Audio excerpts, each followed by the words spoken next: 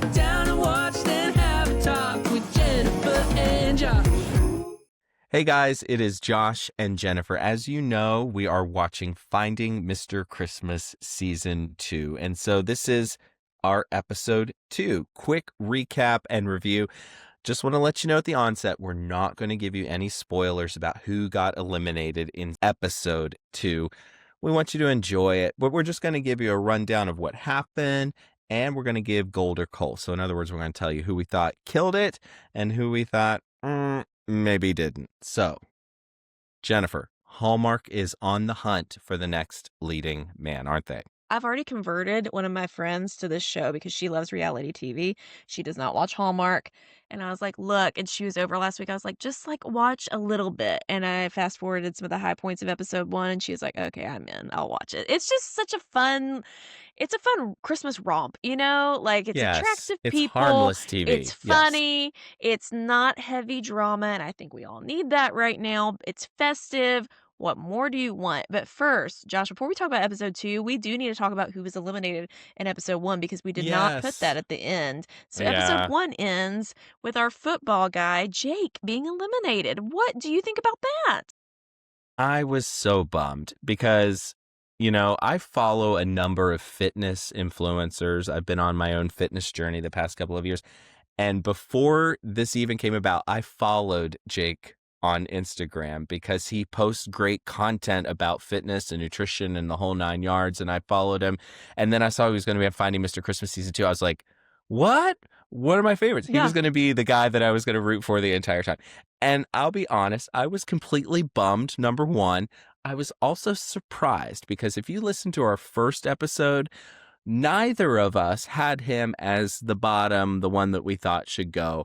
I don't know what the heck happened here. It just sort of felt like they were looking for an easy out and he was the fall guy. I don't know. What do you think? I know, and he'd never acted, but he did okay. I know he stumbled through some lines or whatever in episode 1, but it wasn't anything egregious.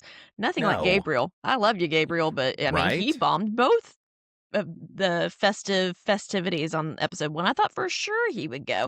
Although I do love Gabriel's a self-aware king because I saw like his videos were popping up in my algorithm. I don't know if you saw this. He was like doing a bit where he was searching for his lines and he was asking his like little baby to help him out. It was a whole thing.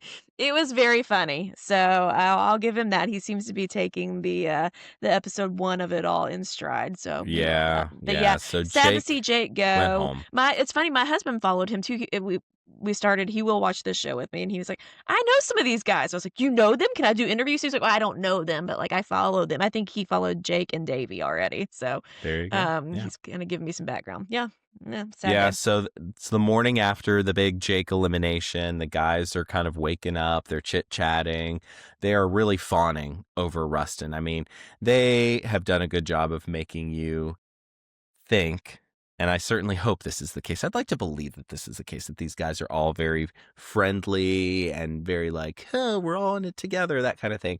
That's really the vibe they're going for here. This is not like a reality show that you see on MTV or anything like that where they're going to be catty behind each other's backs. They are very all for one and one for all, and I kind of like this about this. So there I you do go. like that. And maybe even I don't know if that's their original inclination or not. I think the Hallmark brand and everything Hallmark stands for would enforce that and reward that. Like, hey Mhm. guys, we're not looking for the drama of you getting mad that so and so didn't put the toilet paper back on the ring or whatever. Like the stuff that we usually get. Because I guess do they live in this house? It makes it I seem think like so. they do. I It's think big so. enough. Yeah. I'm sure they do. Yeah. Yeah.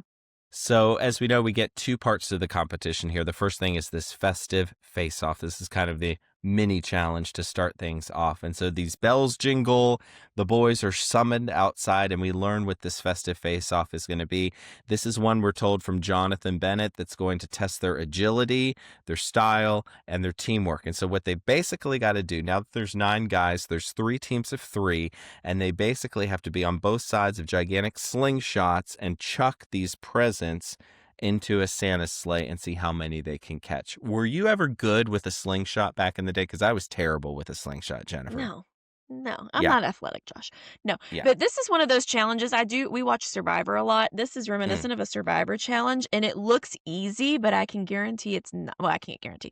I would assume it's not. It looks I'm sure it's harder than it looks because they're battling really windy conditions and the presents Mhm, like are different weights and they're trying to kind of figure out balancing how far do you pull it back and the trajectory of it mhm. all. And that sleigh really it looked pretty far away. It looked like a challenge. And so it certainly is a challenge. And there's a character here. His name's Robbie.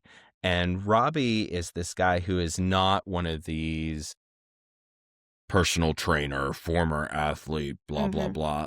Part of Robbie's backstory is that he was the guy who was not very athletic and was very picked on in school and the whole 9 yards. And he turns out to be the GOAT in this challenge because Yeah. their team is failing and he slides into the role of the one sort of pulling back and aiming, nails his first shot. This becomes just, I thought, a really satisfying moment for his character, Jennifer. I was really happy for him. Agreed. Robbie was the guy in episode 1 that said, he would watch Hallmark movies with his mom. He's a member of the LGBTQ community and just, yeah, very admittedly not the athletic bro. And the fact that he stepped in when Craig and Gabe were kind of not getting the presents in and won it for him was so satisfying. And I loved that. I love learning. I mean, as the season progresses, we learn more about these characters, or, well, they're people, more about these people.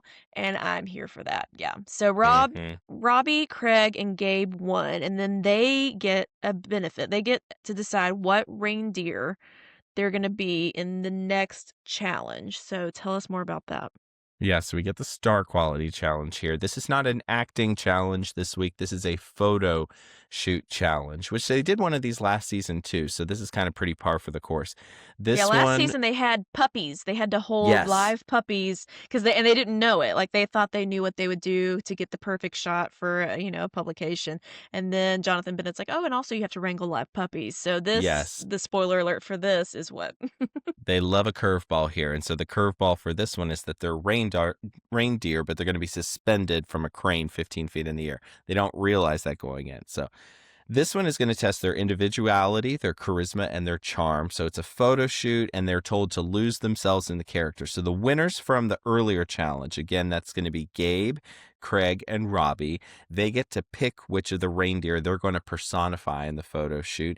And then they get to assign the other guys the reindeer that they're going to be. So Gabe picks Rudolph, Craig picks Comet, and Robbie picks Dancer.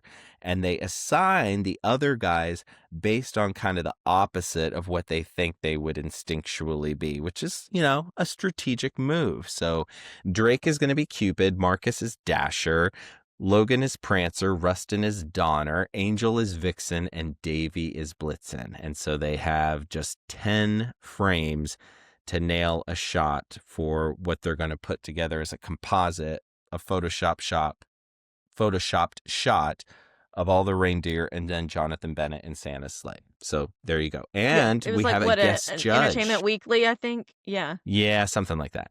And we have a guest Yeah. judge this episode too. One of our queens, Heather Hemmons. We love Yeah. Heather Hemmons. And she's going to be, and I think it comes out next week, and I'm pretty sure The Snow Must Go On Hallmark. So it Hmm. does seem like they're very smart and strategic, and whoever the guest judge is this week will be in the movie that comes out next weekend because we saw Janelle Parrish last week. So love that. Love seeing her. She looked amazing in this like red pantsuit situation, and she's ready to help these guys make it through this challenge.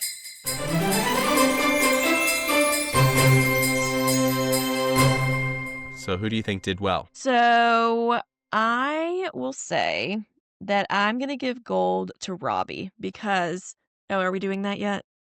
Yeah, go for it. Okay. Can you tell we're not as structured on these? We're more just two friends chatting Easy about the breezy. show. Yeah. Easy breezy. I'm gonna give gold to Robbie because he stood out in the festive face-off, and also in this reindeer thing, he was Dancer, and he had like this is a visual thing, but like his poses were very well executed, and he really fit that character very well. Now, obviously, he had the advantage because he won, so he got to pick his own person, but I thought he really did a good job of nailing his shots. How about you? Who got your gold on this one? So Gabe is getting my gold on this one. He was Rudolph. He had this lantern, really did a great job. I mean, Mhm. for having such a rough first week, he is getting my goal because he turned it around so very well this week. He had, I think, a confidence that the judges noted. It was certainly something that I picked up on. He was like a different guy showing up this episode. So I was really pleased for him that he was able to kind of turn it around. All And I right. love that he picked that reindeer because he wants, he has this underdog story now, which is so rootable, and Yes. I was so happy for him. And also, can we just talk about Melissa Peterman, Heather Hemmons, and the girls from Entertainment Weekly just like chatting about the guys as it went? It was so funny. Like, Melissa It was. Peterman is hilarious. I just want to like have lunch with her or something and just listen I to her know, riffing. right? She's just so funny. And I do love how involved Jonathan Bennett was in like coaching the guys. He didn't just leave Directing them them. up to Yeah. flail. He was really trying to direct them and help them through, and some of them needed more help than others with getting the shot. So who gets your coal, Josh, for this week? Well, first, I'll get to that in a second, but I had to laugh. Speaking of Melissa Peterman, when Logan was up there, and again, Logan was being Prancer. And of course, all the guys with abs were really, using those moneymakers. At one point, Melissa Peterman just goes, "Mommy likes." It's so funny, but also, can we just talk about if the genders were reversed and there were girls suspended 15 feet in the air and guys were like saying "Daddy likes," we would not be covering we the would not be show. watching that. Yeah. So that's I noticed that. Okay, like it's we're not finding Mrs. Christmas. No, we're not. We're putting these No, dudes yeah. through the ringer. We Yeah, know exactly what this is. Yeah, exactly. yeah, and I think in they do terms too. of, They signed up for it. yeah, for sure. My coal is going for Craig.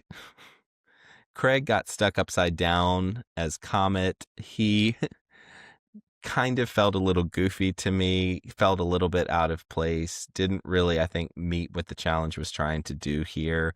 So he's getting my coal. Me too, and I hate it. I gave Craig Cole last week, and I was trying to think of somebody else, but I really think everybody else kind of nailed it.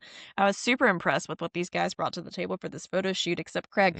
Now, he was like the firecracker reindeer, right? So he was supposed to, part of his thing was supposed to just like be wild, but he was really, like they said, just like throwing stuff at the wall to see what would stick, and it didn't really land for me. Him being upside down was super relatable, though. There is no way in God's green earth I could have done that, because the core muscles they have to use to even be upright. And then like Angel struggled because his face was really good, but like they said, his body, the rest of his, like his arms and legs didn't really, he was so focused on trying to stay upright that he didn't really act with his whole body.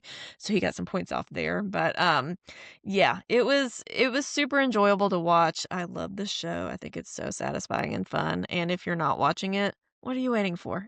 It's You so should fun. be. It's so fun. You should be. Yeah. Yeah. And we'll be here all season long with recaps and reviews as we sort of gab about what these episodes look like. That, friends, is another episode of Do You Watch What I Watch? Hey, if you like this episode, be sure to bop that like button on YouTube and subscribe. You can also write a That's 5-star right. review and tell your friends. Please help us.